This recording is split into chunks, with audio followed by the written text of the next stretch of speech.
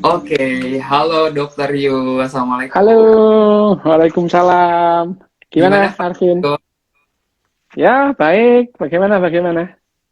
Di sana lagi hujan atau cerah-cerah aja? Lah, lagi cerah-cerah aja. Bagaimana? Dokter lagi di Jakarta atau di mana? Lagi di kamar operasi sih. Oh, Pak, terima kasih banyak ya sudah mau meluangkan waktunya nih untuk ngisi program Art in Ya, Friends. Nah, sebelum kita masuk ke topik kita lebih lanjut, mungkin teman-teman di sini nih dok, ada banyak yang pasti udah kenal nih sama Dokter Yu Hasan, tapi mungkin beberapa ada yang ingin tahu lebih dalam tentang kesibukan dokter tuh sekarang ngapain aja, terus kenapa Dokter Yu Hasan ini suka sama bidang ilmu neuroscience sih dok? ya, yang pertama kalau sebagai dokter bedah saraf ya kesibukan kesibukannya yang pertama ya. Kalau kesibukan saya yang pertama adalah ya operasi sebagai dokter bedah saraf. Kesibukan kedua ya ngajar, yang kesibukan ketiga ya riset. Ya itu ya cuman tiga itu sih kegiatan saya itu. Lalu, kenapa dokter milih spesialisasinya ke arah dokter saraf dok? Kalau ditanya kenapa saya memilih dokter bedah saraf, itu kebetulan aja sih itu. Benar-benar kebetulan karena itu tidak by design gitu ya. Karena seperti dulu saya milih kedokteran itu juga kebetulan gitu. Karena waktu itu ya zaman tahun 80-an, tahun 80 itu waktu pemilih apa namanya pendaftaran mahasiswa itu saya juga masih jadi apa ya enaknya ya gitu. Jadi itu saya memilih kedokteran itu betul-betul detik terakhir mau menyerahkan formulir itu akhirnya saya milih kedokteran gitu. Karena saya suka semua bidang pelajaran itu saya suka. Saya Ah, suka, tidak ada yang tidak suka. jadi semuanya dilakukan. Matematika, ya, matematika, fisika, saya semua suka. Justru biologi itu bagi saya yang agak-agak nggak pasti gitu ya. Nggak pasti kalau biologi itu ya. Karena biologi itu masih campur aduk antara sains dengan keyakinan itu ya. Karena orang Wah, mengajarkan biologi itu sendiri itu ya. Orang waktu itu guru-guru itu mengajarkan biologi itu masih tidak penuh gitu. Jadi hmm. antara antara sains dan keyakinan itu tumpang tindih ya dalam biologi waktu itu. Jadi ya setelah saya masuk kedokteran, lebih lagi ternyata kedokteran itu tidak melulu biologi gitu. Banyak keyakinannya di situ. Banyak hal-hal di kedokteran itu yang hanya diyakini aja gitu, diyakini itu. Kalau terbukti salah ya nanti salah. Misalnya ya, Hmm. misalnya tahun 80-an itu jargon 4 sehat 5 sempurna itu semua dokter pegang itu. Iya, betul betul. Tanpa ada dasar ilmiahnya sama sekali, tidak ada itu. Hmm. Jadi misalkan dokter menggaungkan 4 sehat 5 sempurna di tahun 80-an itu dasar ilmiahnya nggak ada gitu. Justru sekarang kita Cuma paham, masyarakat, tidak ada itu. tapi kan Bahkan masyarakat kan. oh ya Sekarang kayaknya masih banyak yang hafalnya 4 sehat 5 nah sempurna. iya, padahal kalau sekarang kita paham bahwa orang dewasa seperti Hmm. mamalia-mamalia dewasa yang lain nggak perlu susu itu. Hmm. Mana ada sih binatang mamalia itu menyusu sampai dewasa? Nggak ada itu. Nggak Iya. ada. Karena pada saat selepas masa bayi itu, mamalia jenis apapun itu enzim laktose, enzim yang mencerna susu itu hilang itu. Ah, Hilang. iya. Jadi mamalia dewasa termasuk manusia dewasa tidak bisa lagi mencerna susu itu. Ah, Bayangin aja, 4 sehat 5 sempurna itu dipegang dokter-dokter itu panjang itu fine. ceritanya ya.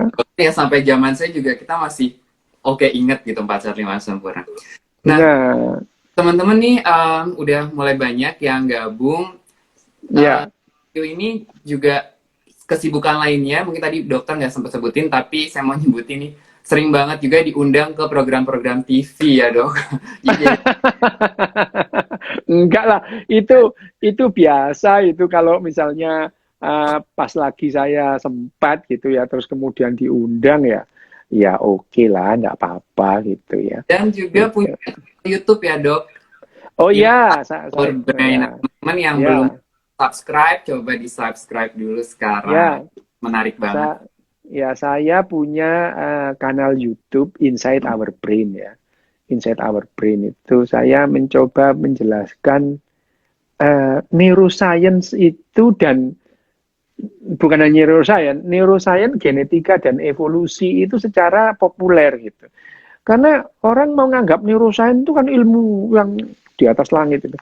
Iya benar, Padahal ya memahami it, dok.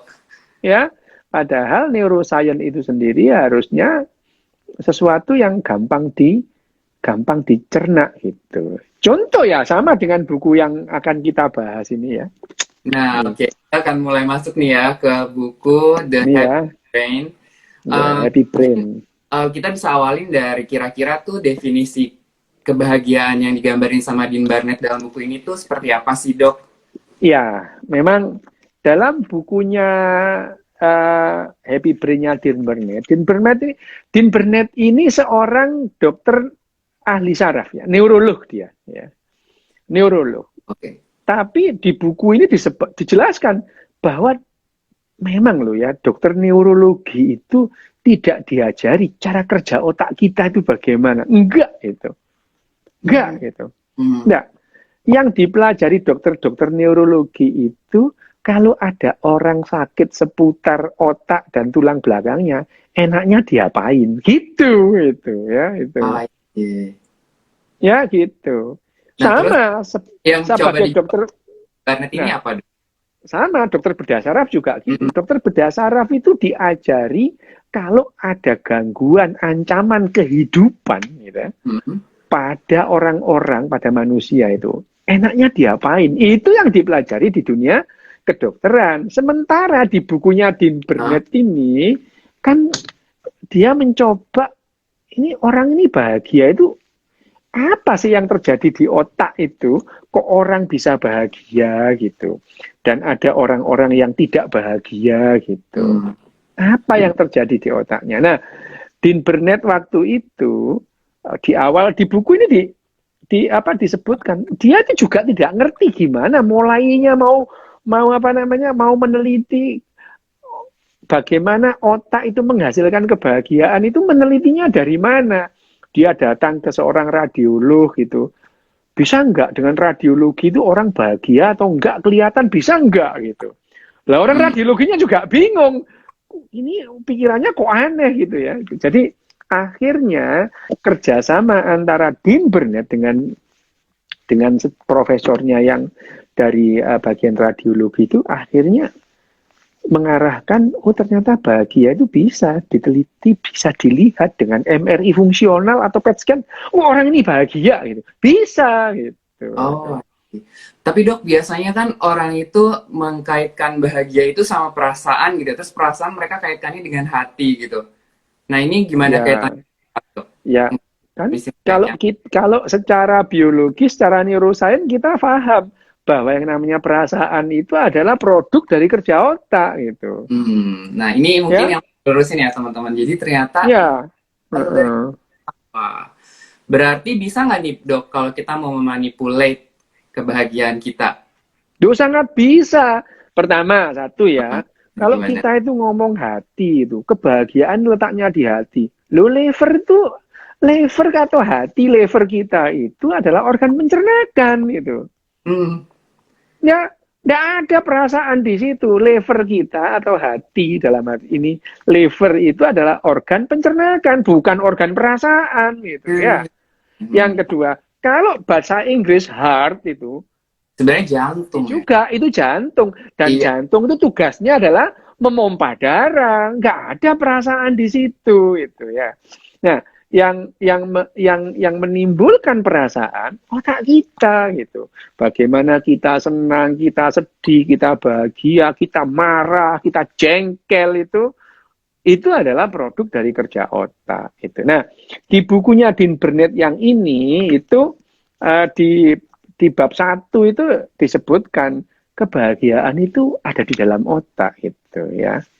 Kebahagiaan itu ada di dalam otak itu. Itu adalah ada dalam bukunya ini. Memang ini buku ini bagus sih ya itu.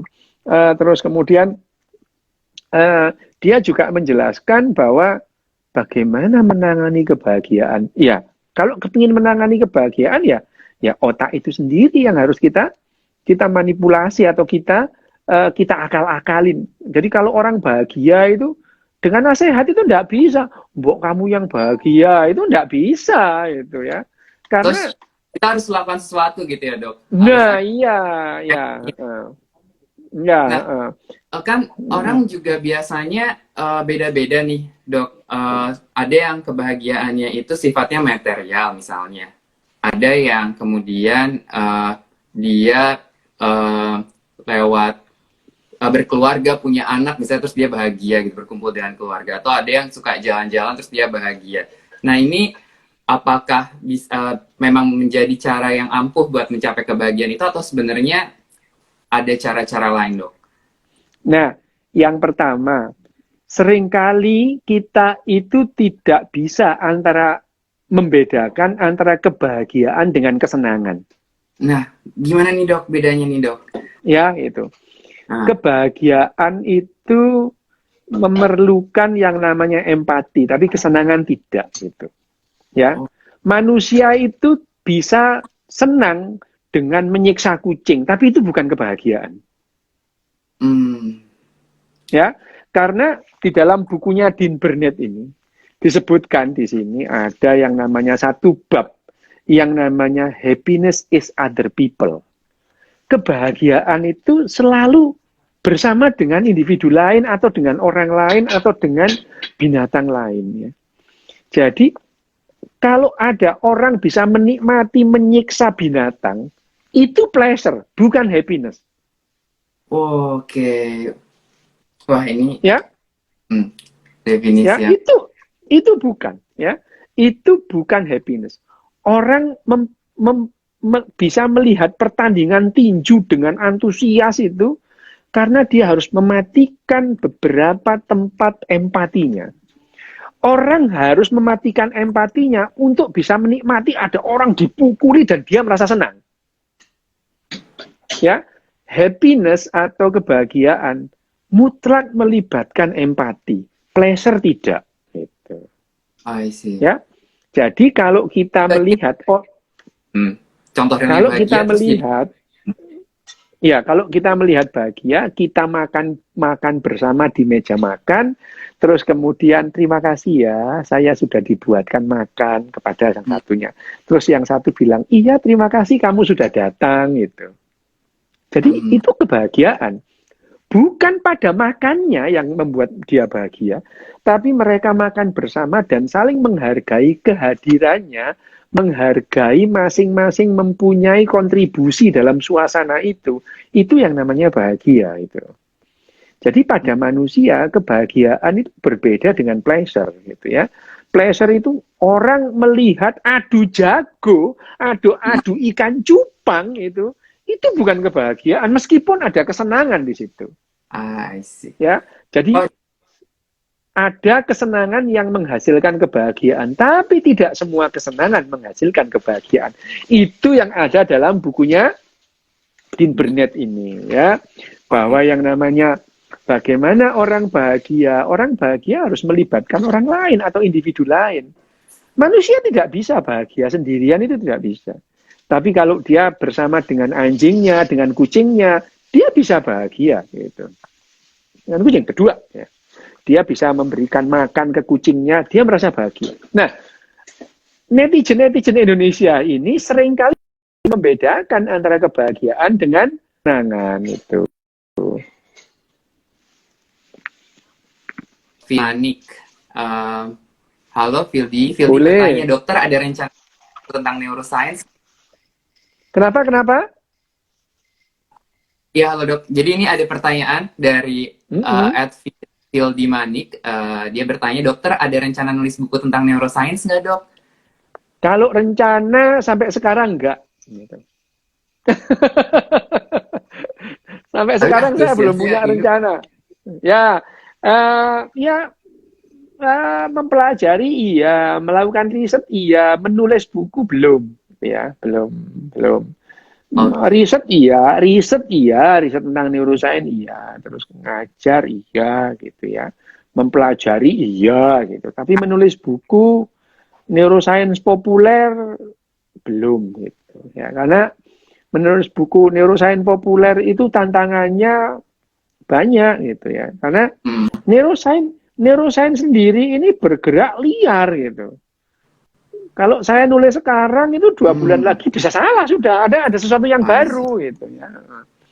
Ya itu. Kalau misalnya kalau saya nulis tentang pengetahuan-pengetahuan populer di Twitter, di apa, di 96 kalau ataupun Nanda, ini Nanda di ya gimana dok?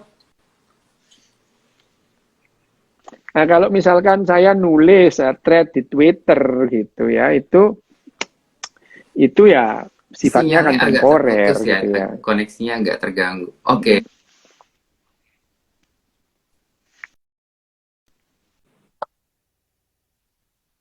gimana dok?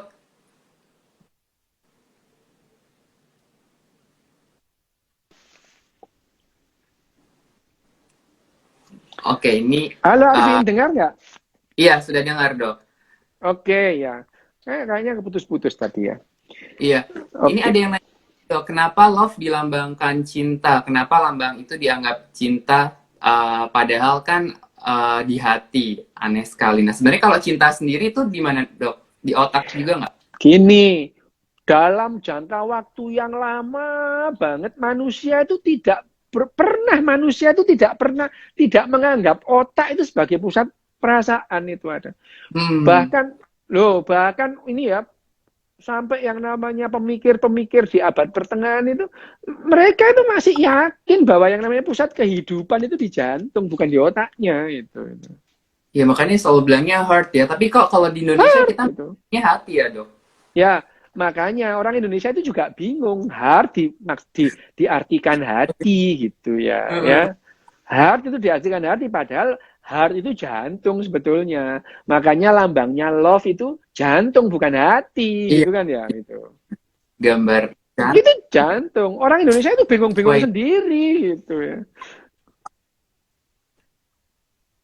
iya bener kita ada mispersepsi ya di sana.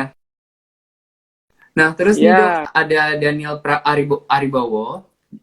Dia bertanya kalau mm-mm. memang perasaan dari otak, kenapa kita sedih cenut-cenutnya itu di dada ya dok? Jadi kadang dada yang merasa sesak kalau kita lagi sedih. Itu gimana dok? Ya, karena yang namanya orang sedih, itu orang cemas itu, terus kemudian ada yang namanya kaskade adrenalin. Dipacunya di mana? Di pusat emosi di otak, di amigdala. Nah, Hmm. adrenalin itu terus kemudian memompa jantung dengan cepat, membuat nafas memburu, membuat yang namanya kulit itu jadi kebas, membuat otot jadi kaku. Itu karena kaskade adrenalin tadi itu. Jantung berdetak kencang gitu. Itu karena ada adrenalin yang dipicu di bagian pusat emosi di otak di amigdala. Itu yang menyebabkan kenapa kalau kita sedih, kita marah, wah, tuk tuk Hmm. tuk tuk tuk tuk gitu. Ya bukan berarti di sini itu sama Oh, itu ya itu kaskade adrenalin yang membuat begitu. I see. Nih teman-teman banyak yang bilang terima kasih dokter koreksinya. Jadi selama ini memang banyak yang kita salah persepsi udah Nggak diluruskan. apa-apa, biasa itu manusia itu kan biasanya itu ya nggak tahu tapi ya pura-pura tahu merasa tahu gitu ya. Iya dan itu kan kayak terus digulirkan gitu kan kita taunya seperti itu. Ya, Nah dok, hmm, ini ada yang bilang diam itu emas. Diam bisa buat bahagia nggak dok? enggak, Enggak, oke. Jadi harus melakukan enggak, sesuatu. enggak itu ya. Jadi diam itu bukan emas itu. Hmm, Pada banyak kondisi diam itu bukan emas itu. Manusia itu perlu berkomunikasi itu. hmm. Ya itu. Ya bener Kalau ini kita kita nggak di ngomong ya komunikasi putus di itu. era pandemi ini kalau misalnya ada karantina mandiri aja kan sebenarnya nggak betah ya dok. Nah, iya. Hanya saja pada saat kisruh, pada saat kita tidak tahu apa yang sesungguhnya, dia memang lebih baik. Misalnya, kalau nggak ngerti soal pandemi, nggak ngerti soal corona, nggak ngerti soal virus, udah dia diem, nggak usah banyak ngomong. Orang memang nggak ngerti gitu ya. Itu. Oke. Nah, Lah diamnya di masalahnya situ ya. sekarang semua orang jadi ahli virus, semua orang jadi ABM epidemiologi. Oh, biologi goblok tapi kok ngomong soal virus gitu ya. Udah diem kalau itu ya. Loh, saya Oh ini iya, benar juga banget. saya sekalipun tidak pernah nge-tweet soal yang namanya COVID-19 ini di Twitter. Kenapa? Udah terlalu banyak orang sok tahu gitu. Orang Hmm. biologi nggak bisa, tapi sok-sokan jadi ahli virus, jadi ahli epidemiologi gitu. Sekarang mendadak orang jadi ahli kapal selam gitu ya. Betul. Mulai kemarin orang jadi ahli babi ngepet. Apaan sih ya orang-orang ini ya itu. Gara-gara babi ngepet di Depok semua orang sekarang sok-sokan jadi ahli babi ngepet semua itu. Itu. Jadi kalau soal hal-hal yang tidak diketahui atau tidak dipahami, diam adalah emas. Tetapi dalam komunikasi nggak boleh diem gitu. Kita perlu menyampaikan apa yang kita maksud sehingga komunikasi itu jalan. Jadi Oke. kebahagiaan itu nggak bisa dicapai dengan diem, itu nggak bisa itu. Ya kalau Iya, misalkan sepakat dok. kalau Ini, kalau misalkan hmm, uh-uh. Kalau misalkan digosipin gitu ya, terus kemudian apa namanya ada gosip, ada apa namanya, ada berita yang nggak jelas menyebar itu. Oh, kita digosipin. Memang kalau dalam hal itu yang paling benar adalah diem, nggak usah klarifikasi. Klarifikasi akan memperpanjang masalahnya. Itu diem aja, nanti kan hilang-hilang sendiri gosipnya gitu. Orang nggak ada memang sebetulnya kok itu. I see. Ini dok Itu ada pertanyaan dari apa? Dwi. Ini Mbak Dwi nih. Ini Mbak Dwi, Oh, terima Dewi kasih ada apa? membantu mengkomunikasikan antara saya dan Pak Ri di awal. Jadi Mbak Dwi bilang gini, aku bahagia sama kucingku. Jadi memang bisa Oh ya, ya, asal kan bisa. lain atau Betul, hewan bisa juga itu. ya. Bisa Kayak harus itu. sama Kalau manusia juga misalkan juga kita nggak apa-apa ya dok ya. Kebahagiaan kebahagiaan itu. itu, ya ini dibahas di bukunya Dean Burnett ini, di bab yang nomor bab 4 itu yang namanya happiness is other people gitu ya. Jadi kebahagiaan itu melibatkan individu lain ya, bisa orang, bisa kucing, bisa anjing gitu. Bahkan dengan iguana aja kita bisa bahagia itu. Tapi kalau ada orang menyiksa kucing, itu dia bukan bahagia. Dia mengalami pleasure, kesenangan, tapi dia nggak bahagia. Karena dia harus mematikan pusat-pusat empati di otaknya gitu. Oke. Nah, Dok, buku ini kira-kira ada hal yang debatable nggak sih dari buku ini yang sebenarnya masih bisa didebat, kemudian eh, masih perlu dieksplorasi atau digali lebih dalam? Oh iya, yang namanya science itu nggak pernah selesai. Gitu. Hmm. Science tidak pernah final gitu ya. Jadi science yang dikatakan Burnett ini di sini, suatu saat ya harus ada orang yang mengkoreksi gitu. Karena yang namanya scientist itu, tugas scientist itu adalah mengkoreksi hal-hal yang sudah dianggap seolah-olah udah benar gitu. Jadi yang namanya science itu dasarnya ragu-ragu, memang ini udah benar apa enggak sih ini gitu ya. Hmm. Nah, kalau ada kebenaran baru, kebenaran lama ditolak gitu. Tapi dasarnya harus fakta, data itu dihitung secara statistik gitu. Harus data gitu. Oh itu Ada bukti salah. Ya ya? misalnya nggak bisa bilang itu salah itu. Kenapa? Saya yakin itu salah. Buktinya mana? Saya yakin loh. Yakin itu tidak bisa dipakai pegangan gitu ya. Jadi keyakinan itu tidak bisa dipakai pegangan secara saintifik gitu. Kalau ada bukti salah, ini Dean Burnett salah, kenapa? Nih ada bukti baru gini gini gini gini. Oh oke gitu. Jadi bukti gitu. Tapi sejauh ini yang dikatakan oleh Dean Burnett Hmm? ini benar semua. Itu Oh, data-datanya mendukung semua gitu. Tapi bahkan nanti kalau ada misalkan ada teori, ada bukti baru yang mengatakan Dean Burnett salah, ya nggak apa-apa. Tapi mana buktinya gitu ya. iya. Nah, itu jadi Yang namanya sains itu memang tidak pernah final, semifinal aja enggak gitu ya, babak penyisian terus itu. Oke, ini dokter enak banget ya bahasanya tuh mudah gitu untuk kita pahamin, kita cerna.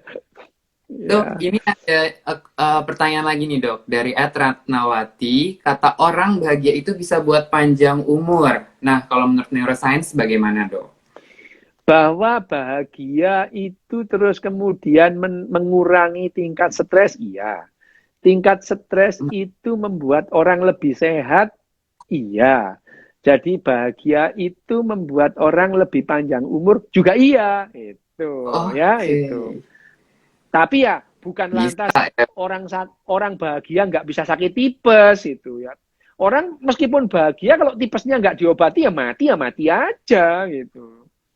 Ya, bukan berarti terus kalau sakit tipes nggak perlu berobat, kita perlu bahagia. Ya nggak gitu cara mainnya, Jainal gitu ya, enggak itu. Ya kita, kalau kita sakit ya diobati, bukan khusus sakit, saya sakit mah ini, terus saya meditasi supaya bahagia. Ini cara pikir yang dari mana kayak gitu, nggak bisa itu ya. Jadi kalau tekanan darah tinggi, ya minum obat anti hipertensi, bukan lantas jalan-jalan mencari kebahagiaan. Nggak gitu cara mainnya gitu. Oke, Gitu wah, ya, ya, ya gitu. bener. Jadi ya, ya gitu. Dok, ini ada yang balik lagi nih ngomongin tentang jantung dan hati. Jadi katanya selama Kenapa? ini kita meluruskan gitu kan, selama ini kita bilang kamu adalah jantung hati saya misalnya. Nah, terus kita Mm-mm. diganti kamu otak hati saya, itu gimana tuh dok? Ya nggak apa-apa sih karena kehidupan kita otak suatu saat kamu adalah otakku ya nggak apa-apa juga kan itu Ya, rayuan gitu nggak eh, apa-apa gitu. Ada orang yang kamu itu adalah apa namanya kayak kue bolu kukus itu ada juga itu kamu bolu kukusku ya cupcake gitu ya itu ini nggak apa-apa orang ya. rayu gitu. Lah kalau saya dianggap cupcake ya nggak mau nanti kamu makan gitu. Terus nih dok, ada pertanyaan lagi dari Nisa Manas. Mungkinkah kita merasa bahagia dan sedih secara bersamaan? Bagaimana hal ini terjadi di otak kita dok? Ya karena pusat kebahagiaan dan pusat kesedihan itu tempat yang berbeda gitu. Hmm. Beda itu. Ada pusat yang namanya yang kalau di otak kita itu ada daerah-daerah yang aktif pada saat kita Hmm. bahagia. Yang ada yang daerah-daerah yang aktif pada yang kesedihan itu. Kebahagiaan dan bisa nggak orang bahagia dan sedih itu ada saat yang sama? Bisa itu. Bisa itu. Oke, Bisa itu. menarik. Bisa. Bisa itu. Nah, Bisa. dok kan kadang tadi dokter bilang kan other people ya. Kalau misalnya nih orang di sekitar kita misalnya itu toxic people misalnya. Nah, terus kita untuk bisa menciptakan nge-create kebahagiaan kita tuh gimana dong, dok? Nah, itu dia sama. Harus menjauhi Makanya mereka ya atau misalkan bagaimana? sekarang, ya gini, ada hal-hal yang bisa, ada hal-hal yang dalam kontrol kita, ada hal-hal yang di luar kontrol kita. Sikap dan Mm-mm. sifat orang itu adalah Iya. di luar kontrol kita. Tapi menyikapi sikap orang dan perkataan orang itu bisa kita kontrol gitu. Itu ada hal yang dalam kendali kita itu. Ya, orang itu sikapnya orang, perilakunya orang, itu di luar kontrol kita, itu di luar jangkauan kita. Mm-mm. Tetapi bersikap menyikapi kelakuannya orang itu justru yang dalam kontrol kita itu. Hanya saja memang benar sih bahwa yang namanya kebahagiaan itu ini ada kebahagiaan bersama itu memang dibentuk oleh komunitas itu ya, dibentuk oleh komunitas itu. Misalnya makanya itu ada kalau diteliti sekarang ada masyarakat negara dengan masyarakat paling bahagia itu. Finlandia, nomor 2 Denmark, nomor Oh, 3 iya. Swedia itu ya. Itu itu semua bahagia bareng gitu ya. Tapi dok, itu benar ya yang dimaksud adalah happiness bukan pleasure Iya, tadi. happiness, betul Oh, happiness itu. Nah, orang Indonesia ini dari 126 negara yang disurvei, kita urutan 92 gitu. Wah, kenapa tuh Jadi dok? orang Kenapa orang kebagian? orang Indonesia, iya, yang unik ini kayak gini. Finlandia pada saat tahun ini disebut bahwa mereka itu adalah masyarakat yang paling bahagia, orang Finlandia, oh kita bahagia ya gitu. Gitu. Sementara orang Indonesia yang urutan ke-92 itu mereka merasa bahagia, lucu ya itu. Aneh itu orang Indonesia ini ya. Ini unik ini ya. Orang Finlandia yang kemudian disebut orang yang paling bahagia, mereka oh kita bahagia ya gitu. Sementara orang Indonesia yang kebahagiaannya itu level 92 itu merasa bahagia. Ya, Padang itu di Twitter tuh, dia bilang bahagia itu sederhana. Bayangin aja itu. Nasi Padang dibilang kebahagiaan gitu. Itu memang I memang see. unik lah ya itu ya. Itu berbeda. Itu pleasure kali gitu ya. Itu. Nah, cara Jadi cara orang Indonesia meningkatkan kebahagiaannya gimana dong dok? Nah, nanti kita bahas ya. Kebahagiaan itu memang ada hal-hal yang merupakan apa namanya pilar kebahagiaan. Salah satunya empati gitu ya. Empati. Selama orang itu tidak bisa berempati dengan bagus, dia nggak bisa bahagia. Ya. Oke. Wah, berarti empati harus Ya. dilatih nih. Empatinya bisa. Selama dompet yang ketinggalan, handphone yang ketinggalan di mall, terus kemudian dalam waktu hitungan menit itu hilang, ya memang orangnya nggak empati gitu. Diperlukan Oke. empati yang I kuat see. untuk tidak mengambil handphonenya orang lain, tidak mengambil dompet yang ketinggalan. Ukurannya gampang kok gitu ya itu. Makanya kenapa di Jepang, di Denmark itu bahagia. Kalau mereka itu ketinggalan barangnya di tempat, mereka nggak perlu panik. Dia balik lagi masih ada itu. Masih ada itu. Bahagia mereka itu. Iya benar. Ya, bahagia itu. Nah, Saya ngalamin juga itu dok di indeks Taiwan kebahagiaan. ya. Saya pernah ketinggalan jam smart band saya. Terus saya balik lagi tuh, padahal udah kebesokan harinya tuh masih ada gitu. Jadi aman lah, Iya, nggak itu jadi sampai misalkan final. saya ketinggalan dompet saya di stasiun, nggak perlu panik. Hmm. Saya balik lagi masih ada itu. Ya, misalkan ada bapak yang istrinya hamil itu ya. Iya kan? Iya sih bener. Ya, Jadinya misalkan lebih ada bapak yang istrinya nyaman ya hamil, kitanya terus juga. kemudian iya, misalkan ada bapak yang istrinya hamil naik bis, naik kereta api, mereka merasa tenang karena istrinya diperlakukan dengan baik oleh komunitas itu. Itu yang namanya kebahagiaan. Sih di buku dibahas itu.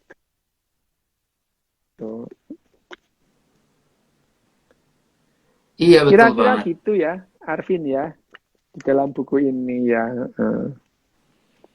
Oke, ini Arvin sudah jam 4 ini Arvin. Benar. Jadi harus kolektif juga ya kalau kayak gitu. Iya. Sudah jam 4 ini Arvin, saya harus melakukan yang lain.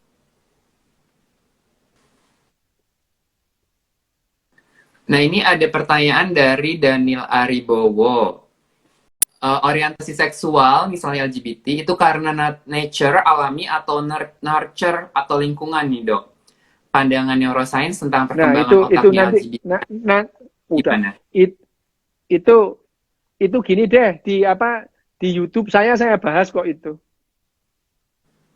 Di Inside Our Oke, Brain ada YouTube-nya itu. Saya Dr. bahas Yuying yang namanya ya, Inside ada. Our Brain, teman-teman. Silahkan sekarang Inside dibuka, Our di Brain itu saya subscribe. membahas yang namanya yang saya bahas yang namanya Oke, jenis terus kelamin, ini gender dan orientasi ini ada seksual. pertanyaan